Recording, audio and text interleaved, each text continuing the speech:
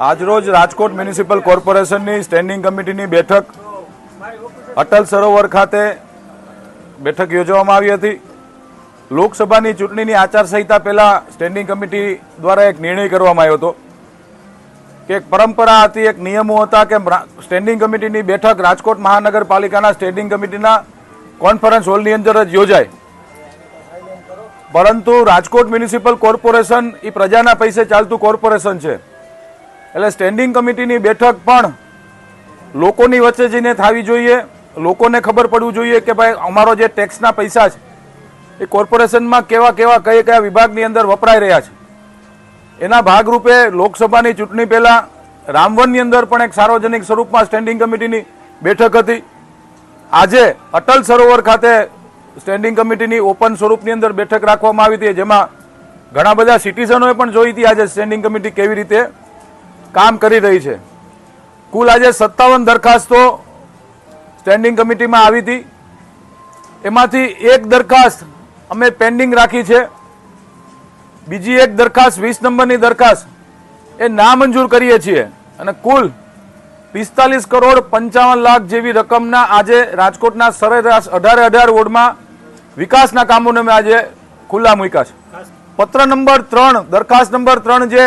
રાજકોટ મહાનગરપાલિકાઓના અધિકારીશ્રી માટે જે ગ્રેડ હતો એ ગ્રેડ અપગ્રેડ કરવાની જે એનો પગારનો બેઝ હતો 5400 રૂપિયાના બેઝમાંથી 6600નો જે બેઝ કરવાનો હતો, એમાં ગઈ સ્ટેન્ડિંગમાં પણ આ દરખાસ્ત પેન્ડિંગ રાખવામાં આવી હતી, કારણ કે વધુ અભ્યાસ અર્થે સ્ટેન્ડિંગ કમિટીએ નક્કી કર્યું સર્વે સભ્યશ્રીઓએ કે હજી આપણે આમાં અભ્યાસ કરીએ,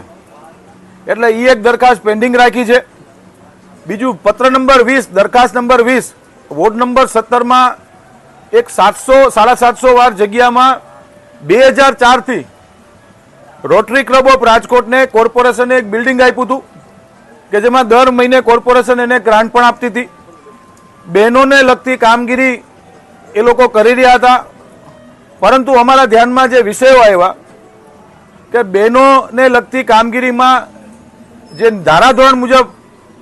જે થવું જોઈએ એ નહોતું થતું। મેં પોતે પણ મારી જાત રીતે મેં પોતે તપાસ કરાવી હતી કે બ્યુટી પાર્લરના કોર્સ થતા હતા, સીવણના થતા હતા, પછી બહેનો જે ઓલા નેલના શીખવાડે નેલના કોર્સ, નેલ આર્ટના, એમાં થોડું વ્યાપારીકરણ મારા ધ્યાનમાં આવ્યું હતું, કારણ કે એક બેનને એક મહિનાનો ખર્ચ 1000 રૂપિયા, એવી 64 બહેનો શીખતી હતી તો 64,000 રૂપિયા મહિનાને નહીં આવક થતી હતી। એટલે અમે જે તે સમયે 2004માં સ્ટેન્ડિંગ કમિટીએ જે ઠરાવો કર્યા હતા એ ઠરાવોમાં સ્પષ્ટ લખેલું હતું કે તમને અમે ગ્રાન્ટ આપીએ છીએ અને તમે ટોકન દરે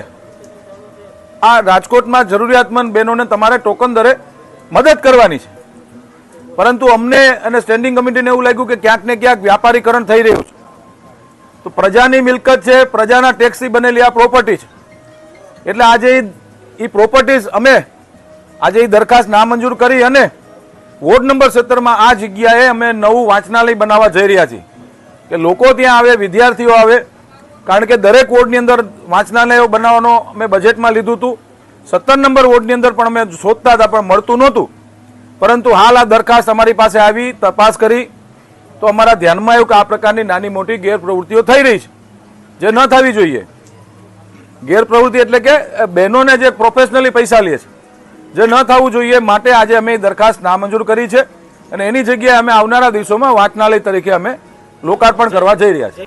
વાંચનાલયનો કાંઈ ખર્ચ ન હોય, ટેબલ અને ખુરશી કોર્પોરેશનના આરસી કોન્ટ્રાક્ટમાંથી થઈ શકે, બાકીનું બધું સ્ટ્રક્ચર ત્યાં એઝ ઇટ ઇઝ છે જ,